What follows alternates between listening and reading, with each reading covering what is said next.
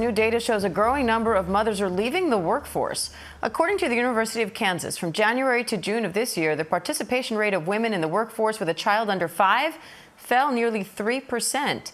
Now, Time magazine reports that's due in part to companies pushing for people to come back to the office. Let's bring in Senior Director of Job Quality at the National Women's Law Center, Julie Voetman, for more on that. Julie, thank you for joining us. You say it's not a coincidence that mothers' participation in the workforce is falling as flexibility disappears. So why do you think we're seeing this impact?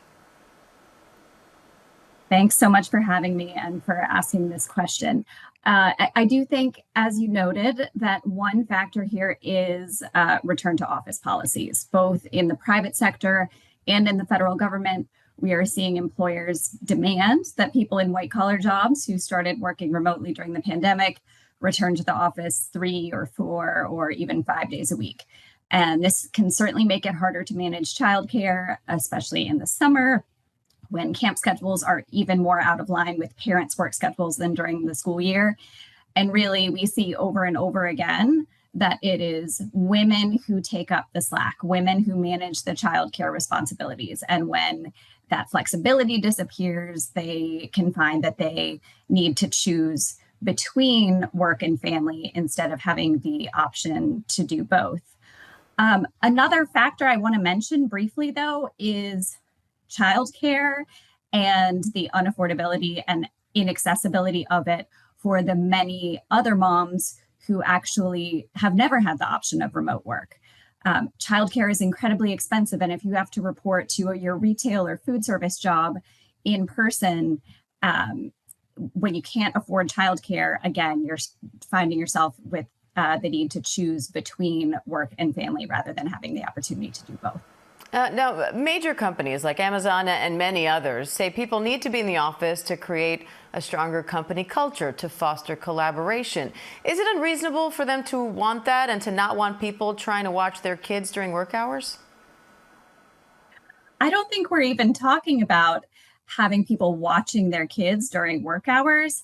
It's having people have the opportunity to not deal with a 1-hour commute when they get a call from the school that their kid is sick, or to be able to go get to their home office in 5 minutes rather than, again, going back and forth between the office and the school or the childcare program or the summer camp.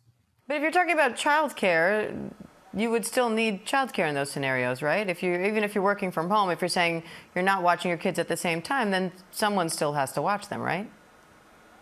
Yes, but having options. What we really want to talk about here is giving women and anyone who's caring for children, who's caring for other family members, options and flexibility. And those are steadily being taken away from women in this economy at the same time that they're facing higher prices and uncertainty around tariffs and uncertainty around what the job market is even going to look like in 1 or 2 or 3 months. So when federal dollars for childcare are declining, when brutal crackdown on immigrants is actually really hitting care providers hard, because about 20% of child care providers, as well as care providers for older and disabled folks, are born outside of the United States. Again, we're just seeing diminishing options, diminishing flexibility, more uncertainty and concern that can make women or anyone with caregiving responsibilities decide that they just can't manage it all. So how are companies responding? Are they trying to mitigate this in any way? We know there are always some employers out there who understand that doing right by their employees is going to benefit everyone in the long run by improving productivity, by reducing turnover, by increasing loyalty and attachment to your employer, to your job. But that is not what we see from the majority of employers.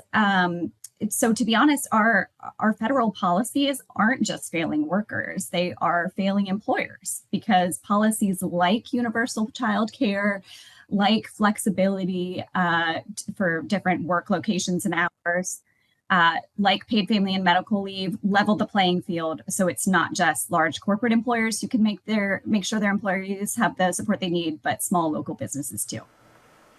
All right, Senior Director of Job Quality at the National Women's Law Center, Julie Bachman, we appreciate your time today. Thank you. Thanks so much for having me.